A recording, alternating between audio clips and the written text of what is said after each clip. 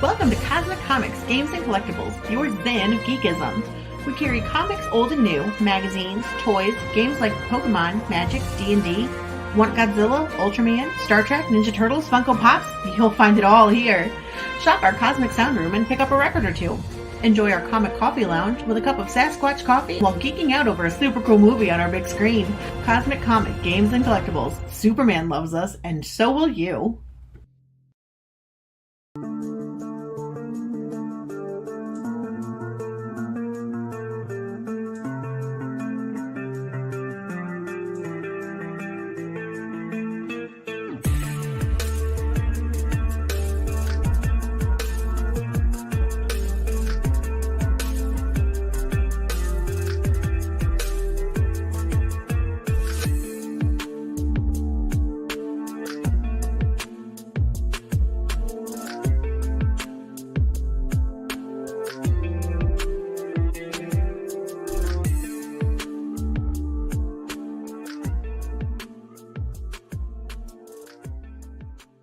Hi everyone, Jason Hunt here, inviting you to join us every Saturday morning for news, the week's headlines in science fiction, fantasy, horror, comic books, video games, plus Comic-Con updates and the weather, and the occasional interview along the way. We call it Good Morning Multiverse. We hope you join us every Saturday morning at 11 a.m. Eastern, 10 Central, right here on Sci-Fi for Me TV.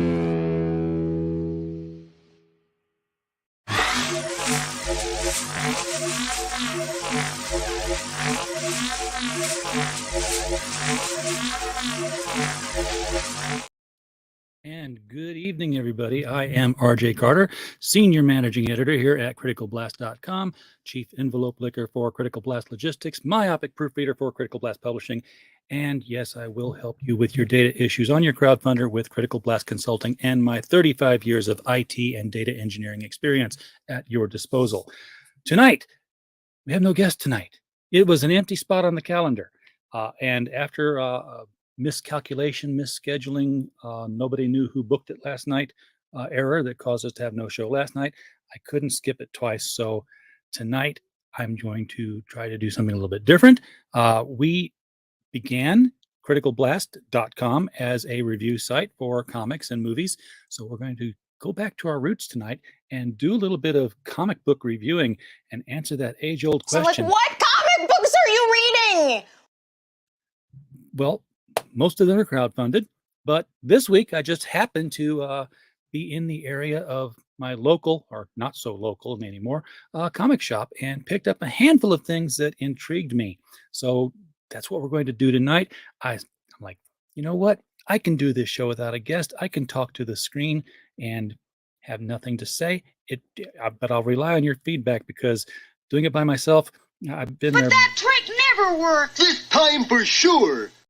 Well, I need your help. So, keep the comments coming, and we will dig into a plethora of a mixed bag of things that I bought. First up, Batgirls number 13. Now, I will confess that, first of all, I forgot that they'd switched the title to Batgirls, so I know who the stars are. And secondly, I picked this up purely for the cover. This would look great on the wall if for not that barcode on it.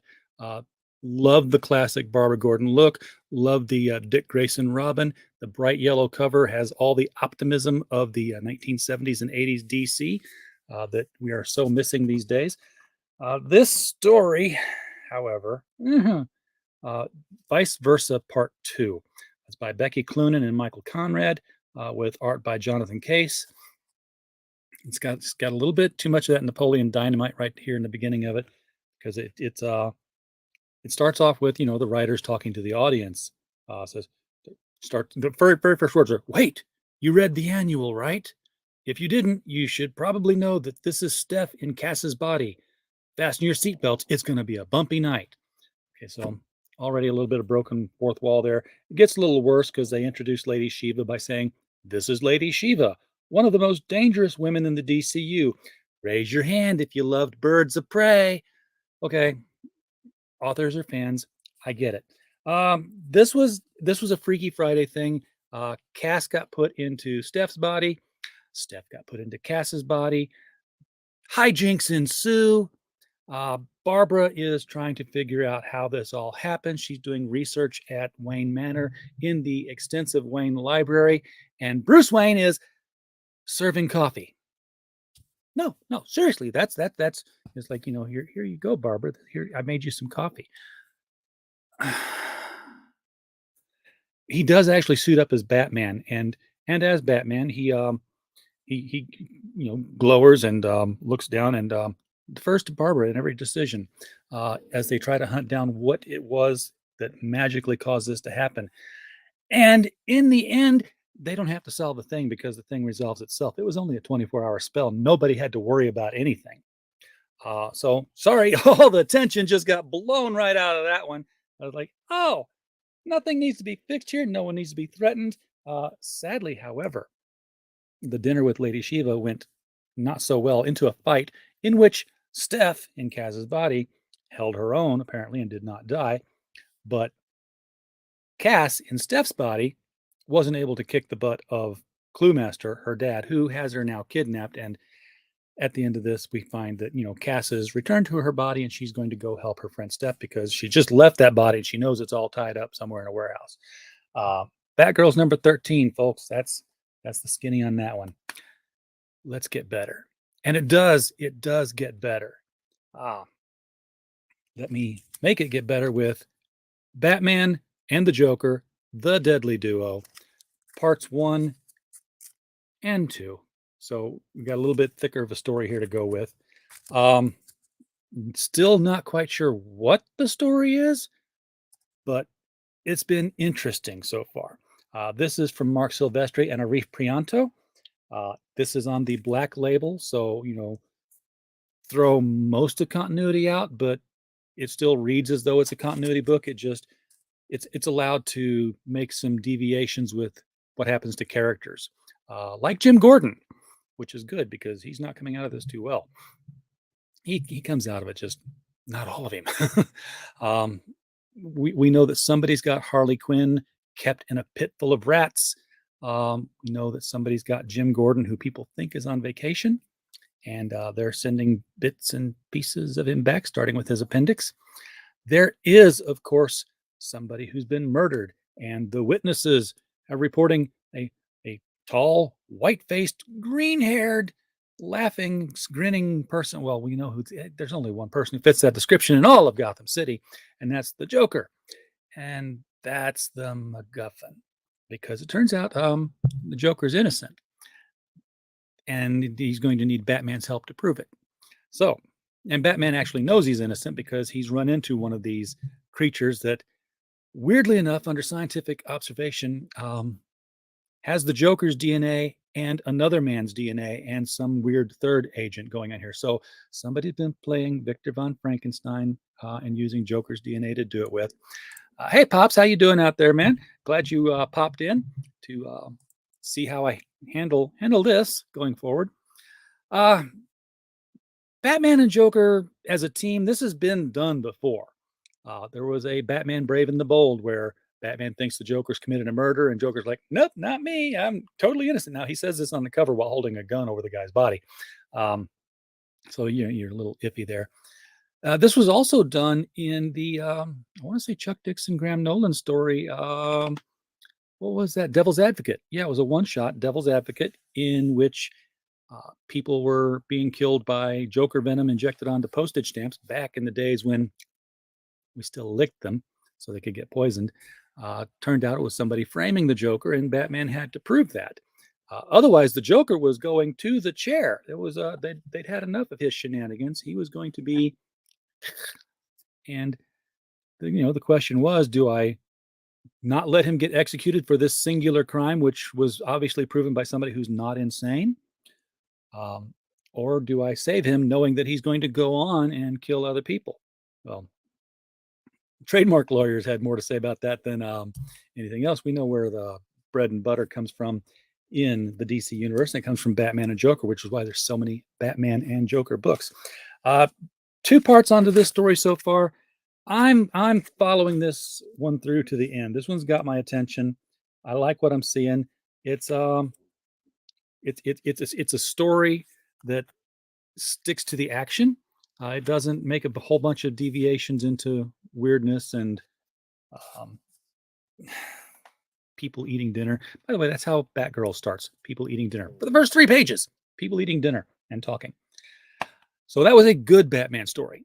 A good Batman story from a former Image artist. Now let me take you to a bad Batman story by a current Image artist.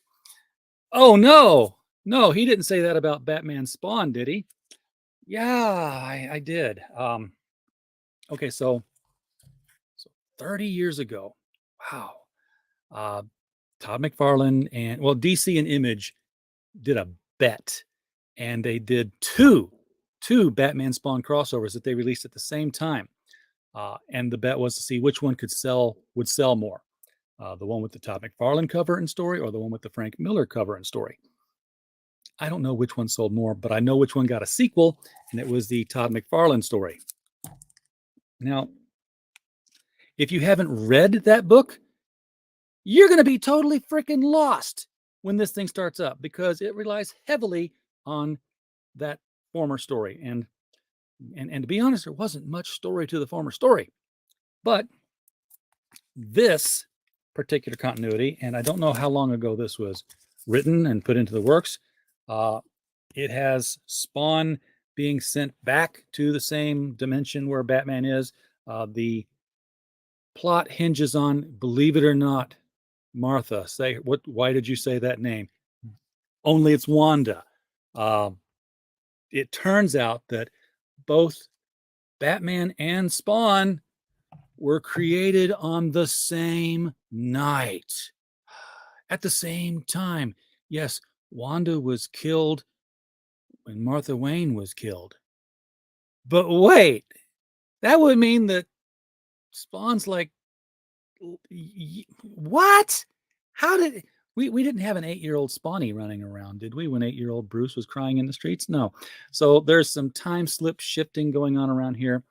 There are dead zones. Anyway, Spawn thinks that he can get Wanda's soul rescued from wherever and get her back if he gets it from the Black Beast being Batman. Batman, meanwhile, is on that very night in Crime Alley, which is something he's always going to do. And what does he find? But his mother's dropped pearls. They've been sitting there for 20 years, and no street bum in the world has picked them up. And but one of the pearls was special, and that's why they were killed, because the Court of Owls put some sort of encoded message in there, and they wanted it back, and they didn't get it back, and now they're wanting it again, because there's some cosmic convergence going on where they can only make this work tonight if they get Spawn and Batman to fight each other. There's an obligatory scene where they go to see the Joker, who's not in Arkham Asylum, because Arkham Asylum is where they go next. Joker's just sitting there. This is the detached face Joker, so that's why I say that looks like this was written a while back and just didn't quite get produced until now. He knows something, tells them nothing, and they just leave him. Just, okay, thank you. And they walk out. Let me reiterate. Batman gets information from the Joker and then walks out. I did mention the Joker's not in Arkham Asylum. He's just sitting there waiting for them. Okay. Nothing in here makes sense. There are certain dead zones, which are sort of like cell phones, just like your cell phone. When you walk into a certain area, suddenly you can't get reception. Spawn will walk into certain areas and not have his powers. Yeah, it's a dead zone. You just like, oh, I can be shot, killed here. I'm immortal for this, from here to that next trash can. Yeah, it's weird. Spawn takes out some bad guy, and I mean takes him out viciously. The Court of Owls don't get what they want. Spawn does do one really cool thing, which is he kills a guy viciously in front of the watching Arkham Asylum people, because at Arkham Asylum, your cell has a window to the backyard, and you can all look out. But he does it wearing the form of Batman. So he says, "I just did you a favor." Now they all think that they can push you too far and you'll kill them.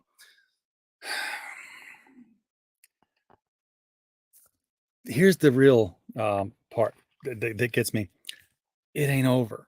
It ain't over because the last page kicks off the story, kicks off a new story arc waiting to happen. And it involves Wanda looking out her window at a bat signal, and Martha Wayne in a church in another universe, talking to Father Kilgore, who is one of the Spawn characters. So they've either it's their version, this universe's version of each one, and they could have just stopped and said, "Hey, my mom's alive over here, your wife's alive over here. You want to go talk to them, and we can just see if they want to come back and do whatever." But no, that would have been too simple. Anyway, there's something going on. The Violator clown is like, everything's working as planned, and the next move is mine, which means there's either another issue coming out, because it does say Batman Spawn #1, or there'll be another one-shot coming out at some point.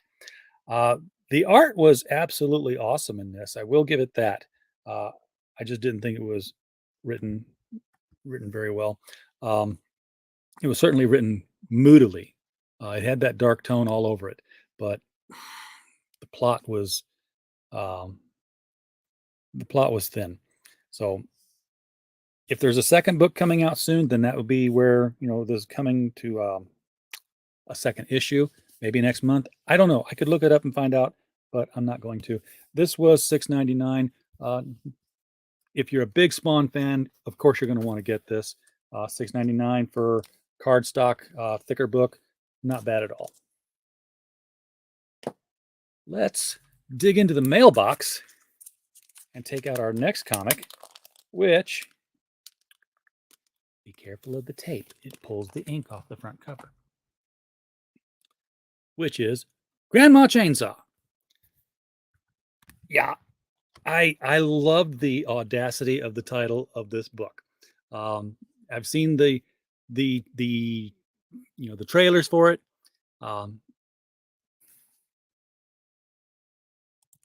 You're eating pulled pork and lentil soup and salted cranberry loaf. Does that count? Sure, that counts. Calories. But I'll take some of that pulled pork. I don't know about the salted cranberry loaf. I love cranberry bread. That'd be good. So I saw the trailers for this. I've certainly interviewed Alan. Yeah, you get the names right here. Alan Dunford and Will Radford. Because they're both Fords, I always twist them up. So I have to look each time with art by Brian Belando. Like, okay, yeah, I get it. Very simple concept. Old lady in the woods. She's a psycho killer. She has a chainsaw. Seen this formula before. Bought it for the sheer heck of it because I thought it was a fun concept. Totally blown away and surprised by the fact that, there's a whole lot more going on here than we were seeing in the trailers and what we read in the title. So yes, you do have 4 young people in a van, in a vehicle. Then they're lost. The GPS is going totally fritzy. They stop and ask for directions to the highway, and some old deliverance guy just kind of points that way. We saw that all in the trailer. What we didn't see is that when they pull away, he just kind of dissolves, falls apart, just turns to blah blah. Weird. So I'm like, okay, automatically, yeah, something strange is going on. They get pretty much squeezed in on the road to Grandma Hazel's house, where they stop in, try to use the phone. She doesn't have a phone. It's getting dark. She lets them stay the night. She feeds them dinner. And she's a cranky old lady. She insists on certain manners and certain rules to be followed. And then she's also, by the way, going to kill them. And she is not. She is not an old lady with a chainsaw. She's more than that, and we're going to find out what more than that she is, as the ones who escape and run into the woods to find pretty much a Buffy the Vampire Slayer team of monster hunters are waiting out there, and they've given themselves the goofiest superhero code names and entrances that they have practiced for when they have to tell people for who they are. Grandma Chainsaw, a lot of fun. This was available on Kickstarter. I want to say Kickstarter and Indiegogo. Watch for this team to produce Pocus Hocus number 5 coming soon, because I'm sure that Grandma Chainsaw will be a backup, something you can get as an add-on, as one of their other things. This one was published through Source Point Press, by the way, and I had heard that the team was going that direction with their titles. They were formerly with Bad Bug. I don't know if Pocus Hocus is still Bad Bug. I'll find out. I think that one might be going Source Point Press too. So the fact that it's Source Point Press means that there's very good likelihood you'll be able to get this at your LCS with a different cover at some time. So watch for it there, and certainly ask for it. Okay. Last 2 books on my list are the entire reason I made the trip to the LCS this past week. I had been reading a series called Flashpoint Beyond, and for all the hype and press that DC was putting into Dark Crisis, Infinite whatevers, that was all wasted effort, because I tried to read that one. No, sorry, it was not a crisis story. Flashpoint Beyond was a crisis story. Flashpoint Beyond was a universe resetting story. This is where the actual action was happening and where all the media focus and attention should have been. By the time that Flashpoint Beyond is done, the Time Masters have released the 13 back into the multiverse, back into the 1940s, where they're going to reintegrate into the golden age of heroes that existed in the golden age that we never knew about or lost track of. Some of them were there, and when suddenly they weren't there because of editorial decisions, and now Jeff Johns is going to bring them back out of the lost time stream of limbo and back into the world where they have to integrate, and history's got to resettle around them. It's going to be a lot of fun. That starts things off with the new golden age.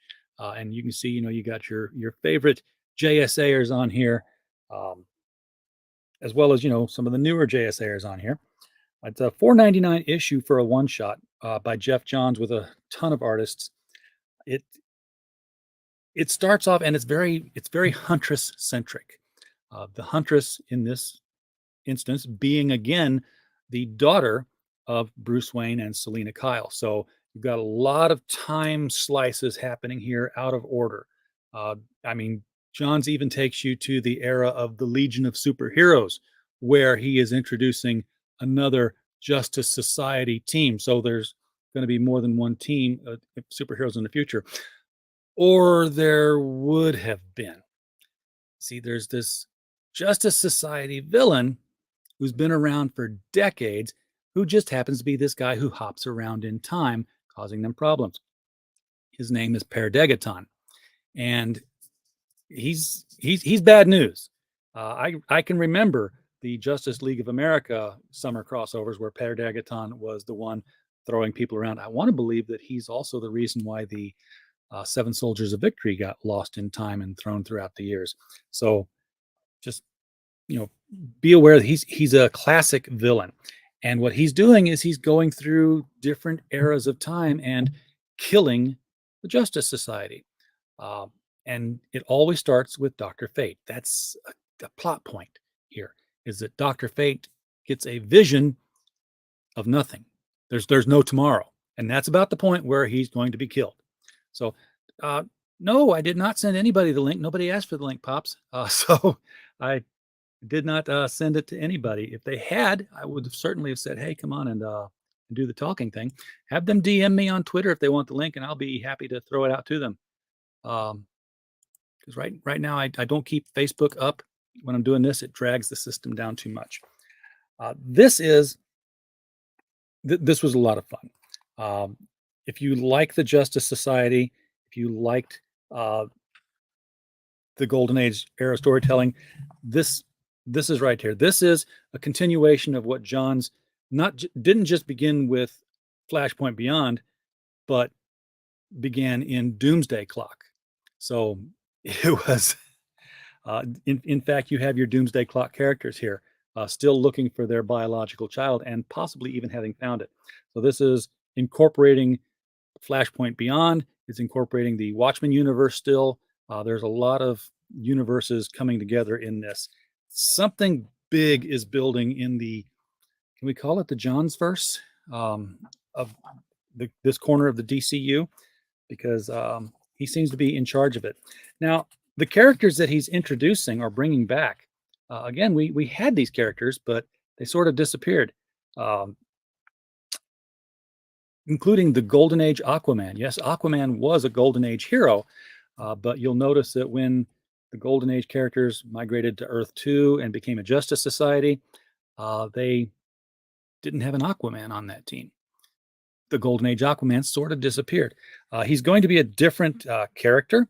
He's not going to be Arthur Curry. He is going to, he actually doesn't have a name here. But basically say there's very little known about him. This is the cool thing about what I'm reading from here is they did more Who's Who pages at the back of this book to explain who their new characters are. So it's so you're going to have Aquaman. You're going to have Betsy Ross and Molly Pitcher. Both were kid sidekicks to Miss America. You've got Cherry Bomb, who was a sidekick to the Human Bomb that later went on to become a freedom fighter. You've got the Harlequin's son, and you're never really sure whether he's a good guy or a bad guy, but you're going to see more of him real soon here. John Henry Jr., the Boom, which is Judy Garrick. Yes, for a while, Jay Garrick had a daughter, and then he didn't. It was like, Richie Cunningham's older brother. Just next season, he wasn't around anymore. Nobody talked about him. It just didn't happen. So yeah, Jessie Garrick was the Boom, had her powers the same way her father did. Ladybug is going to be here. She was able to shrink. Yeah, she's got little chubby girl, and she's got the ability to shrink down like Bumblebee. She was an assistant to the Red Bee, another classic hero. Then you got the Red Lantern, who is a Soviet agent. He's a bad guy. He's a villain to the Green Lantern, of course. The Golden Age Mr. Miracle. Oh, wait, there was no Mr. Miracle in Golden Age because Jack Kirby invented that character, right? Right. But Jack Kirby's character Scott Free, when he came to Earth, was trained as an escape artist by Thaddeus Brown, who went by the carnival name Mr. Miracle. Well, these are the adventures of Thaddeus Brown as Mr. Miracle in the past. We're reintegrating that into history.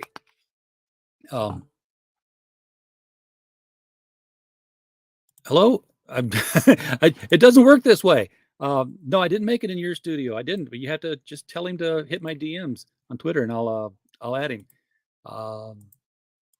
But yeah, he didn't say anything about wanting to come on. He just talked about the stream and thought it was cool. Quiz Kid, who is the smartest kid in the world. So guess, of course, he's going to be made to be a pairing with Mr. Terrific. Now, the original Mr. Terrific, Terry Sloan, not the current one. There's Salem the Witch Girl, who is sort of like predecessor to Clarion. And then finally, character we haven't yet met yet called Legionnaire. And everything about this character is redacted, including his image. So we have no idea who it is. We just know he's going to be a Legionnaire. He's got the Legion flight ring. This led directly into Justice Society of America #1. And this one is far more heavily focused on Huntress because it's her story. She's telling the mystery of her father's murder. Yeah, Batman gets killed in 17 years, just like he did in the Earth 2 version of the story. She is going to join up with a modern or postmodern Justice Society, which is going to have memberships consisting of former villains and some heroes. But she's going to have to go back in the past somehow and work with the original one from nearly 100 years ago. Time travel is one of Jeff Johns' playground sandboxes. He does a lot of stuff with that. There's going to be time jumping around all over the place here, whetting your appetite for things that haven't happened yet, things that happened before that you haven't read before. Johns has a way of taking all the dangling plot threads in the DCU and making them exciting and making you realize, oh, there was stuff going on that I should have seen and I didn't see. So, but it's, I don't know. I really like Jeff Johns' writing. I know he's had a few stinkers, a few clunkers, and I know he's kept busy with the television and movie producing stuff, but that's all off his plate now. So he doesn't have to worry about that anymore. That is the last of the books. I wanted to end on a high note because it's good to end on a positive note. Makes you think that comics can be good again in the mainstream. And I know we gripe a lot about what's happening in a lot of our favorite mainstream comics and stuff, and they're not selling well. So I want to bring some positive attention to some of the positive books I've enjoyed, and hopefully you will be intrigued enough to check them out yourself. If you like them, let me know in the comments. If you don't like them, let me know in the comments that I'm crazy. Like, RJ, what are you smoking when you read this? This was a crap book. Be happy to have opinions either way on that.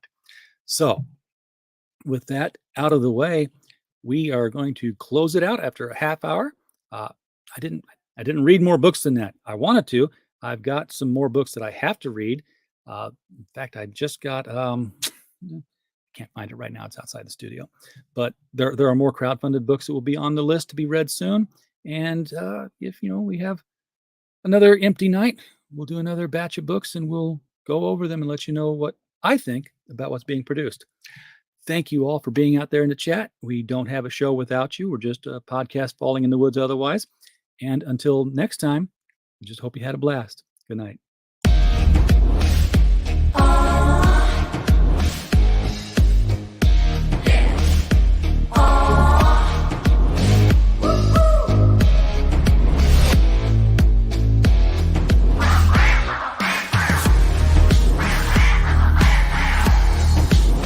Your favorite podcast.